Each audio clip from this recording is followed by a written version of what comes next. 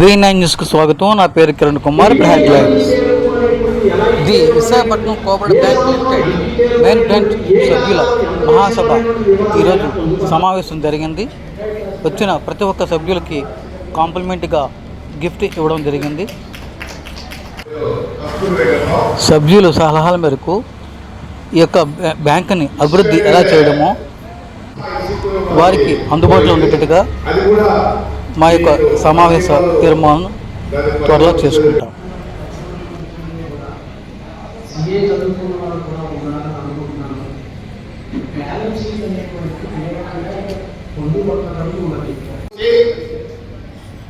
నాటక రంగం గురించి సినిమా రంగం పుట్టింది. మీకు అర్థమవుతుందా? నాటక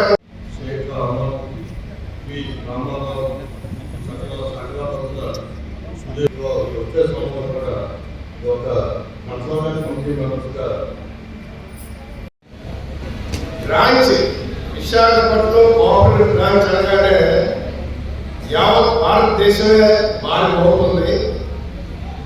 అలాగే ఇందాక 3వ స్థానంలో ఉందన్నారు, కానీ అది మాకైతే బాగలేదు. ప్రతిపాదించినటువంటి 29 పేర్లు ఇక్కడ ఉన్న సభ్యులందరికీ కూడా ఆమోదం ఒకసారి మీరు చదువుకుంటారని డిక్లేర్ చేస్తూ ఈ కన్సల్టేటివ్ కమిటీ మెంబర్స్ గతంలో 30 ఉండేవారు.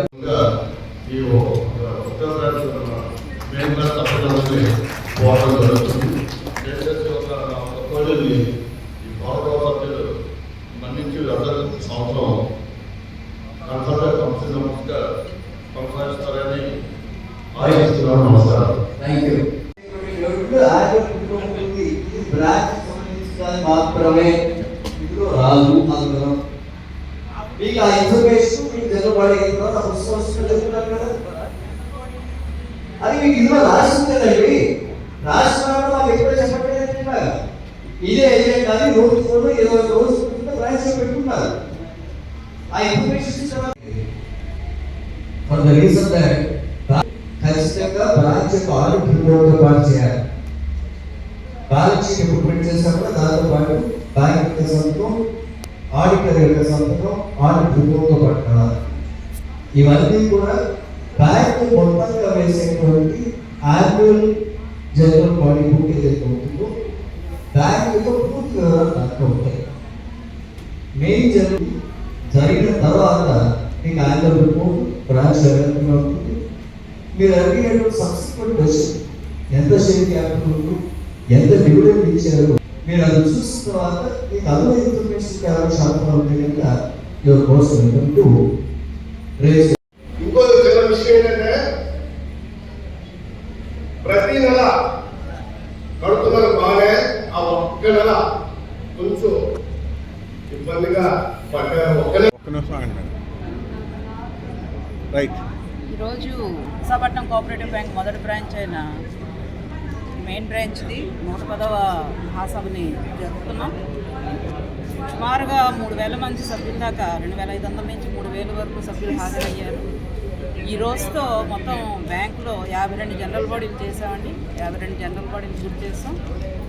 తర్వాత ఇంకొక 3 జనరల్ బాడీలు జరుపుకున్న తర్వాత మెయిన్ జనరల్ బాడీ జూన్ 8వ తారీఖున ఈ బ్రాంచ్ల నుంచి ఎన్నిక కాబడిన ఈ సమన్వయ కమిటీ సభ్యులతో మెయిన్ జనరల్ బాడీ జరుపుకుంటాం జూన్ 8వ తారీఖున. ప్రస్తుతం ఈరోజు జరుపుకున్న ఈ జనరల్ బాడీలో ముఖ్యంగా బ్రాంచ్ యొక్క పెర్ఫార్మెన్స్, అలాగే బ్యాంకు యొక్క 24-25 ఆర్థిక సంవత్సర కార్యకలాపాల గురించి వివరించడం జరిగింది. అలాగే సభ్యులందరూ కూడా దీనిలో పాల్గొని బ్యాంక్ పెర్ఫార్మెన్స్ పట్ల వాళ్ళ యొక్క అభిప్రాయాలు వీటిని కూడా చెప్పడం జరిగింది. వీటన్నిటిని పరిగణలో తీసుకుని బ్యాంకు ఇంకా ఫర్దర్గా దీని యొక్క పెర్ఫార్మెన్స్ని, బ్యాంక్ యొక్క పనితీరుని మెరుగుపరచుకోవడానికి కృషి చేస్తుందండి. ఇటువంటి జనరల్ బాడీలు బ్రాంచ్ వైజ్ జరపడం అనేది ఒక ప్రత్యేకత విశాఖపట్నం కోఆపరేటివ్ బ్యాంకుది. కాబట్టి ఎక్కువ మంది సభ్యుల భాగస్వామ్యాన్ని ఈ బ్యాంక్ కోరుకుంటుంది. దానిలో భాగంగానే ఈ రోజున 1,11,000 మంది సభ్యులతో బ్యాంకు నడుస్తుంది. దీన్ని మరింతగా బ్యాంకుల భాగస్వామ్యంతో మరింతగా దీన్ని అభివృద్ధి చేయాలని బ్యాంకు ఆశిస్తుంది. సో రేపు జరగబోయే జూన్ 8వ తారీఖు జనరల్ బాడీలో బ్యాంక్ యొక్క ప్రాఫిట్స్ వీటి గురించి, డివిడెండ్ డిస్ట్రిబ్యూషన్ గురించి కూడా చెప్పడం జరుగుతుందండి. బ్యాంకు మీకు తెలుసు అర్బన్ కోఆపరేటివ్ బ్యాంక్స్ యావరేజ్ కన్నా బ్యాంక్ ఈ రోజున ఎక్కువగానే అభివృద్ధి అనేది జరిగింది.